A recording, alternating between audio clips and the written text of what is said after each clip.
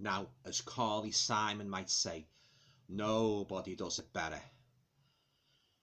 No, I'm not talking about a James Bond movie from 1977.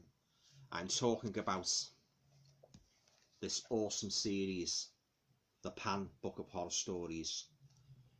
Nobody does it better than Pan when it comes to great, unforgettable horror stories.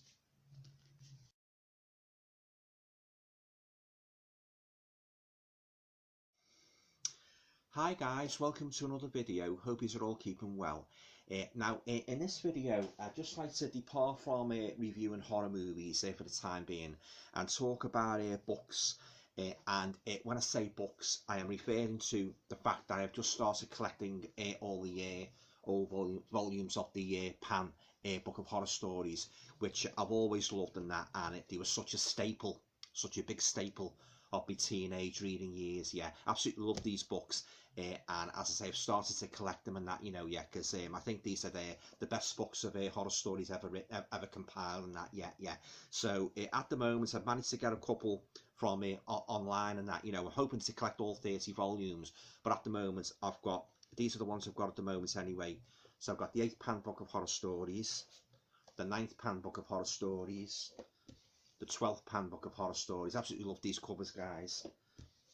The famous werewolf cover, the 13th Pan Book of Horror Stories, the reprint a few years ago of the very first Pan Book of Horror Stories, and finally I've got this one here, Back from the Dead, the Legacy of the Pan Book of Horror Stories. Yeah. Okay, so before I go any further, I just like to give you a little bit of background on the Pan Book of Horror Stories, the history generally. Yeah. Right. Okay. So the series ran from 1959 to 1989. Now there were 30 volumes in total, and these books were especially noted for their lurid covers. Here's a good example, guys. Yeah. Now the series was initially compiled and edited by the late great Herbert Van Thal, but after he died, the series was taken over by Clarence Pages from volume 26 until its demise in 1989 with volume 30. Now, each volume featured a wide range of horror stories from both famous authors and not so famous. Yeah. Many of the stories were quite ahead of the time, in terms of regaling the horror fan with quite explicit scenes of death, gore, and bloody dismemberment. And some classic stories in here too, guys. Yeah, even without the blood and gore. There was always a treat for me as a teenager, in the 1970s and that, to go into my local library or my local bookstore and see a new volume, available on the bookshelves and that. Yeah, always excited, always got them, always either borrowed them or bought them if I had the money and that, yeah. And some of the stories were that good, I read them over and over again. Yeah. I think these are the finest volumes, guys, of horror stories ever written. Yeah, the Pan Book of Horror. Yeah. So now in the run up to Halloween in October 2018, BBC Radio 4 broadcast Anne Sullivan's reinterpretation of 5 stories from the 1962 second Pan Book of Horror Stories, this was part of the station's 15-minute drama series. Now the Pan Book of Horror Stories set a benchmark for all similar horror collections to reach. Now, since the Pan Book's demise in 1989, there have of course been many similar collections of horror tales published the world over. But as far as I'm concerned, very few of them have come up to the sheer brilliance and enjoyability factor of the original Pan Books of Horror. Yeah. And when we actually revisit the Pan Books of Horror, it's like revisiting an old friend and that, yeah, yeah. In my opinion, the Pan Books are like fine wine. They get better and better with age, yeah, yeah. So I'm very pleased to start collecting them and that, you know, yeah.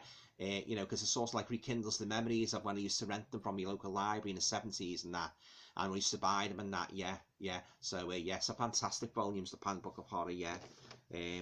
Now, although the series has long been gone, the Pan Book of Horror Stories, they still continue to enjoy a cult following, you know, to this day, with many websites sprouting up here and there and that, you know, paying tribute to them and that, yeah, yeah. So there you go. That's a little bit of background on the Pan Book of Horror, yeah, yeah. So I'd just like to show you, talk about each one of these guys as well.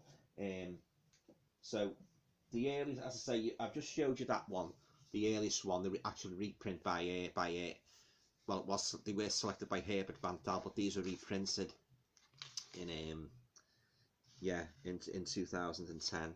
Yeah, got some great stories in here, guys. Yeah, yeah. Joan Aiken, The Jugged Hare, A.L. Barker, Submerged, Oscar Cooker's Beautiful Hands, The Horror in the Museum. That's a good one by Hazel Heald. Yeah. No. Yeah, these, as I say, guys, these books, they provided a great platform for new authors as well to try and get that, you know, the short horror fiction published and that, gain exposure and that, you know, yeah.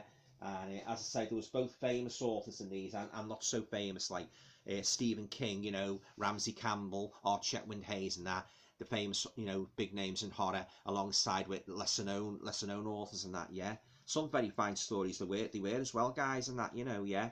So, in regards to how my collection's going at the moment, apart from that one, this is the earliest one. This is the 8th Pan Book of Horror Stories. Great cover there, and there's the back, guys, if you want to have a read of the back. That's the 8th Pan Book of Horror. Now I've got the 9th Pan Book of Horror. As you say, it's in a pretty well-worn state, but, you know, it's still readable and that, yeah. Yeah, some great stories here. The Jolly Uncle and the Dummy That Sucked Blood.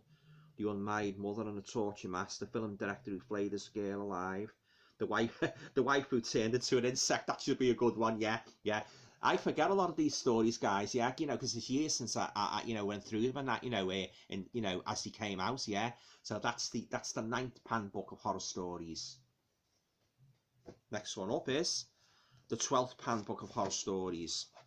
Very frosty looking skeleton, very frosty looking skull there, guys, yeah. Yeah, stories in here. The Hunter by David Case, very fine writer, David Case. Ashes to Ashes by Alan Hillary. The Terrapin by Patricia Highsmith.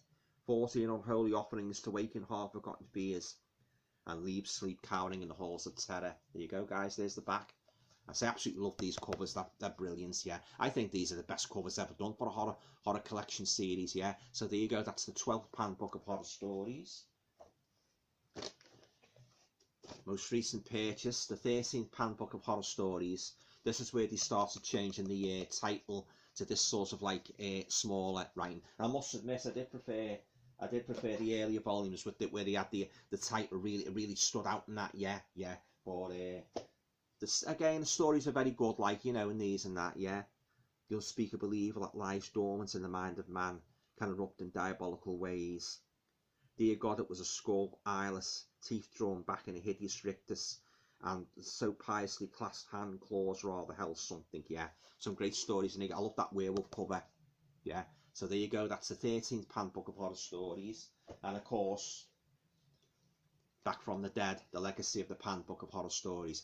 Every time I look at this book, guys, you know, it makes me want want them all these books reprinted, you know, in their original covers, but in a lovely fresh packaging, you know, fresh sort of like print run and that, you know, yeah. So if there's any publishers watching this, you know, there's an idea for you. Go back to the Pan Book of Horror Stories and bring them all out, you know, one by one, you know, with the original covers, but with, you know, with a slight modern slant to them and that, yeah. Because I think they'd sell, you know, yeah. I think, you know, there's a lot of horror fans out there like that, you know, love to see these books reissued and that, yeah, yeah. So there you go. That is Back from the Dead, the legacy of the Pan Book of Horror Stories. There's all the contributing authors, guys, there.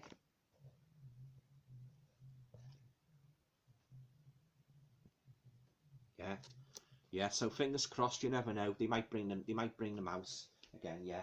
So as I say, it's very. I'm really excited to start having, start rebuilding these and that, So as I say, I hope to eventually get them all on that, because I absolutely love the Pan Book of Horror. Best volumes ever. What's the name? Released, in my opinion. Yeah. And I also used to like the Fontana Book of Horror Stories as well, which sort of like they were. I thought they were the main rival to the Pan Book of Horror Stories. If my memory serves me correctly, they were edited by Mary Danby. Well, I think most of them were edited by Mary Danby. Yeah. If you've got any knowledge about these and that, if you want to sort of like comment on that, leave your comments down below. Yeah. But getting back to these guys, absolutely love collecting these. The Pan Book of Horror. They were so sort of like influential. They influenced a lot of writers to take up horror fiction and that. There's some cracking stories in them. There really is, and that. I think Robert Bloch had a couple in as well, and that. Very fine writer. I've got his short stories as well. But there has been in recent years. There's been a new series of horror stories released called Corona Book of Horror Stories and that. And then you've got another one. Well, you had one a couple of years ago called the Black Book of Horror, but they sort of like after a few volumes they went off the market and that. I've got one or two of them in my collection. The Black Book of Horror. So, but getting back to the Pan Book of Horror Stories. These were such a staple of my reading, in the teenage years and that. And I still love them to this day, and I would recommend anybody, if you love horror fiction and that, if you'd ever see these in a charity shop, very, very rare now, guys, you see these in a charity shop, because they've long been out of print. So at the moment, all I've been able to do is just order them online, and I've seen them at pretty decent prices. There's one or two volumes like it. They're very hard to get off. I believe they go for hundreds of pounds. I'm not sure if it's the very last volume. But anyway, so there you go. That's me video on the Pan Book of Horror Stories. Are you a fan of these books? Leave your comments down below. Have you got any particular favourite stories and that? Love to hear from you. Always reply to me, my followers and that. All part of YouTube etiquette, guys, isn't it?